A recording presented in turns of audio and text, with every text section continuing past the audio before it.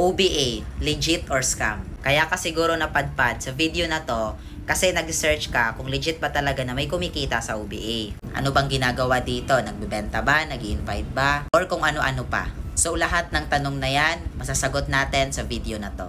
Tanong, legit ba ang OBA or scam yan? So tanungin muna natin, ano ba kapag sinabing legit? Pag sinabing legit, ito yung well-established business na registered sa government. Now, kung nakapanood ka na ng webinar, doon naman na-discuss yung legalities natin. Now, kung ang tanong mo sa akin is legit ba na kumikita?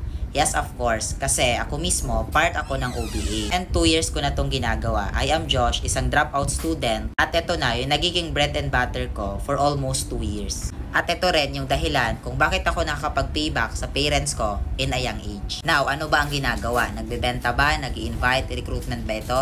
So, hindi po. Kung nanood ka na ng webinar orientation at natapos mo, na-discuss naman po doon na ang gagawin mo lang is mag-set ng appointment using the script na provided po ng team. So, ikaw, kung plano mo na gawin tong part-time, kahit isa kang OFW, basta seryoso mong gagawin on your free time, pwede kitang tulungan. Mag-follow ka lang sa akin at comment down your location